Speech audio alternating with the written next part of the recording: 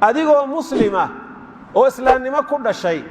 dacwadda iyo diinta ilaahay oo faafideeda iyo khayrkeeda aad ka shaqayso si ilaahay kugu abaalmarinaya subxaanahu wa ta'aala haddaad niyad ikhlaasa oo daacada la timaadi abaalku alla ku siinayo waa janno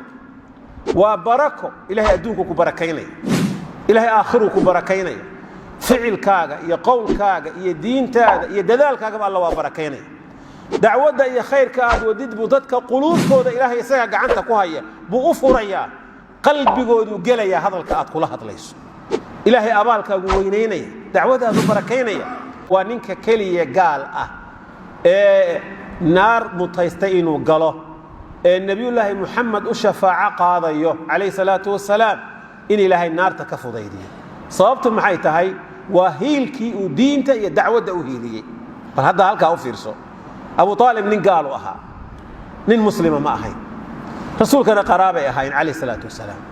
markii qurayshi colaadisay ee go'doomisay ee la dagaalantay abu aalib nabiga waa u hiiliyey sallallahu alayhi wasallam waa loo mari waayey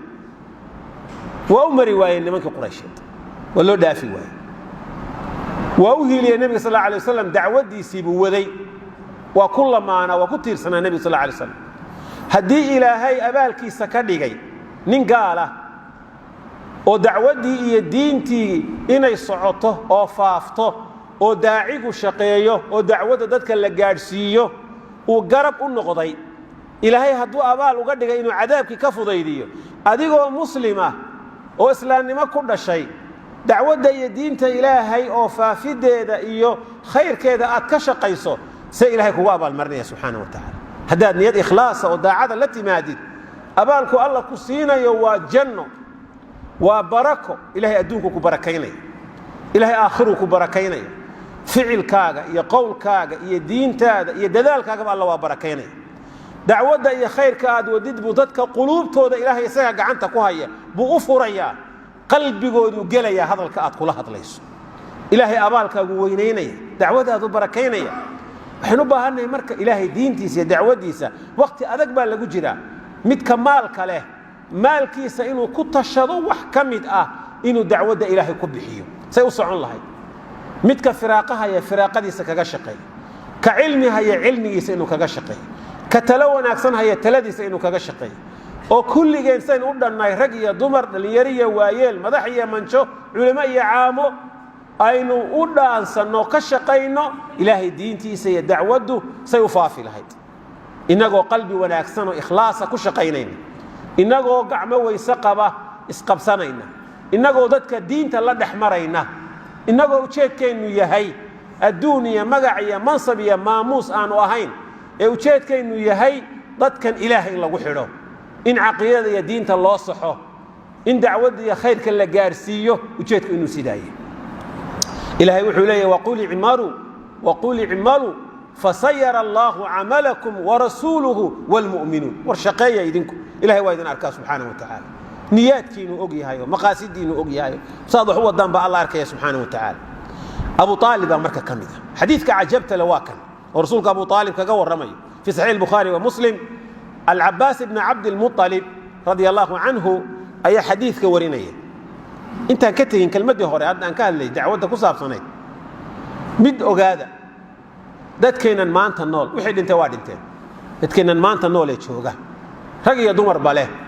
dhalinyaro iyo waayeelba leh culimo iyo caamaba leh dacwadda iyo diinta ilaahay haddaynu faraha ka soo laabanno oo qof quro wax akhriya wax sheega wax dhiga ummadda diin u sheega layna kaba waayo innagoo dee in fara badan oo jaamicaad iyo macaahid iyo ka baxay ay joogaan laynaga waayo inta maalka haysata maalkooda inay dacwaddii ku bixiyaan laynaga waayo kii talo iyo mansib iyo maamul haystay ama mansib dhaqan haystay ama mid siyaasadeed haystay mansabkiisa iyo maamul iyo maxaan ku idhahdaa kursiga iyo amarka iyo taladu haysto kaga shaqayn waaya dacwadda u adeegsan waaye kii cilmi haya cilmigiisii wax ku darsan waaye kulligeen aynu gacmaha iyo lugaha laabanno oo fasahaadka iyo macaasida iyo xumaha dhacaya aynu idhaahno waxba igama gelin aniga naftaydaa lay raaciyey keligay salaadaydaan tukanayaa dantaydaan qabsanin maxaa iga galay wixii gaaloobaya maxaa iga galay dumarka isqaawanaya xijaabada tuuraya maxaa iga galay kuwa salaada ka tegaya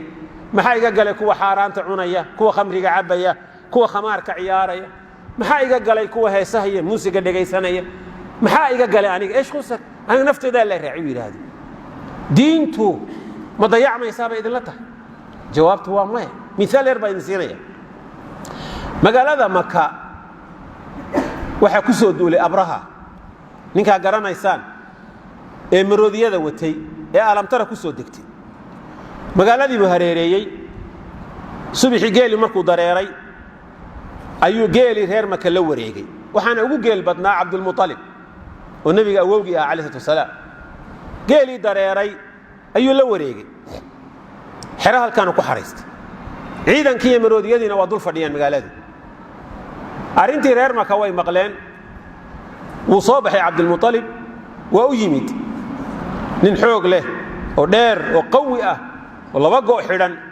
oo reemiye ah laakiin quruxi ka muuqato oo magaalada Maka oo dhan laga haybaysto ayuu ahaa waa u yimid waa la iswaraystay maxaad u socotay waxaan u socday qolada halka degan odaygoodii baan geelaygii baan u socday inaad isiiso ninkii waa yaabay war ma adigoo colku dul degan yahay oo magaaladaadii colka kan meel fog kaga soo duulay oo raba inuu cagtaba mariyo meesha la wareego ayaad geel yar oo soo dareero aan hala yar oo aan xira dhigay baad weydiinaysaa markaas uu ninkani micna ma leh maxaan ku raad war geelisa u sii daaya kan odayna reerka waa u yahay sidana waa u dhaqmaya niga sii daaya geelisa markaas uu dhagayso beedkan aad arkayso kacbada meesha ka taagan rabbi baa iska loo ilaashanay adeer waan geeligaan la geeliga isi reer Maka markay uu soo noqday wuxuu yiri oo meesha waxba ka socda ila tahay maante geelina waa ka meesha waxba ka soo socday nin walba meesha ka geleed ka galbaash markay reer Maka iyo Abdul Muttalib muqaddasaadkii waaweynaa islaamka ee diinta iyo kacbadii muslimka inay difaacaan inay ka hadlaan ay diideen oo halka uga dhaqaaqeen yaa difaacay Allah u soo diray shimbira loo soo diray hadaynan diintan inagu ka shaqayn oo aynan cilmigeena iyo maalkeena iyo dadaalkeena iyo diinteena iyo dadnimadeena iyo waqtigeena aynan wax ka siin oo aynan gelin diintu ma joogsanaysa waa soconaysa ilaahay cid kale keenaya ama inagu adduunka intuu inaga qaado ayuu qolo kale in ka wacan buu keenaya ilaahay kitaabkiisa iyo sunnaha iyo diinta xagga dhaqanka iyo faafinta inaga fiican buu keenaya ama inagoo joognaa inta layna nasakho ayaa makhluuq aynu arkayna diinta u hiilinaya shimbira Allah u soo dir malaa'ig wallo ma soo dejin makhluuq cusub oo bini aadan looma abuurin wa arsala alayhim tayran ababil tarmihim bihijaratin min sijil faj'alahum ka'asfin ma'kum galinka dambe waa loo kala baxay shimbirahaas la keenay dhuxula yar oo dhoobo daba sida ugu siiyay ugu daadiyay waa dhalaalay gabigoodii meesha wixii joogay marka inay diinta iyo dacwadda iyo khayrka ka shaqeyno oo kaalinteena aynu qaadano maanta aad nooshahay maalintaadii weeyii waa iska noolaanaysa adduunyada wixii alla ku qadarna waa dhalaysa wixii alla ku qadaray waa guursanaysa xoolo waa tabcaysa wixii alla ku qadaray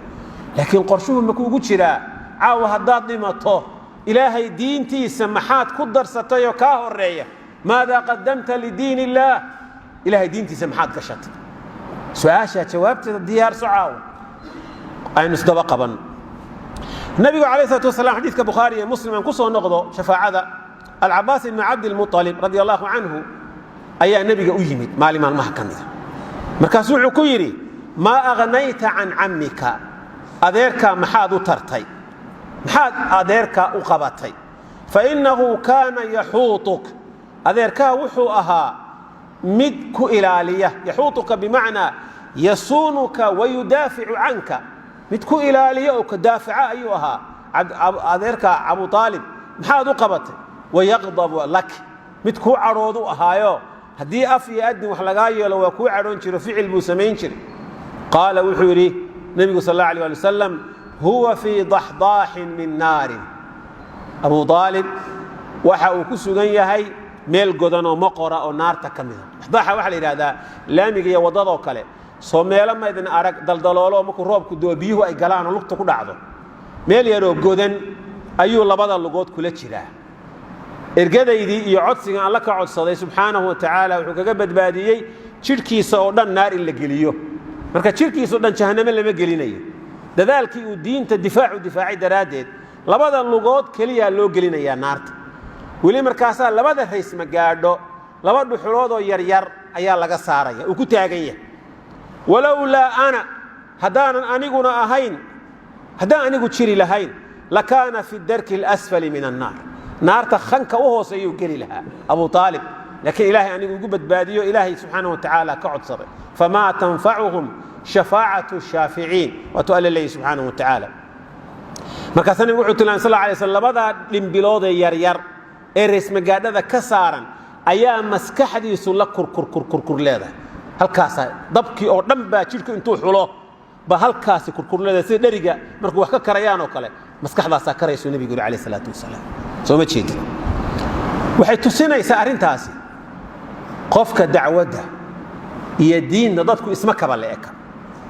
isku da'na maaha dacwaddan iyo diinta iyo khayrka iyo wanaagga qof baa ka soo shaqaynaya 30 sannadood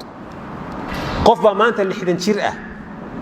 40 ama 45 sano cimrigiisa ka mid ah ilaahay dacwaddiisa iyo diinta wuxuu qaban karo qabanay mid baa ka yar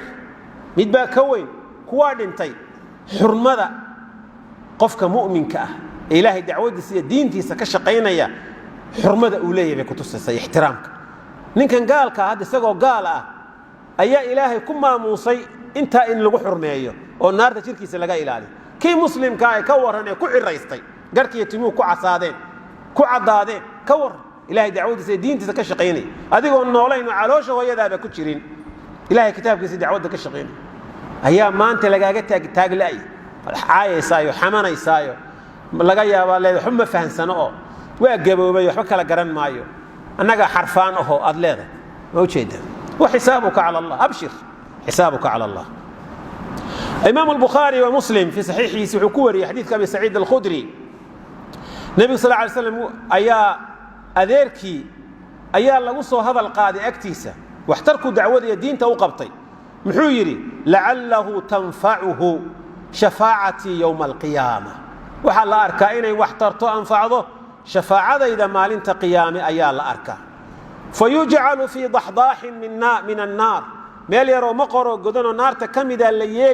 yeeli doonaayo la gelin doonaa cagaha loo gelin doonaa yablugu kacbayhi oo labadiisa canqow gaadhaya yaglii minhu dimaagu maskaxdiisu ay la karayso buu nebigu yidhi calayh salaatu wasalaam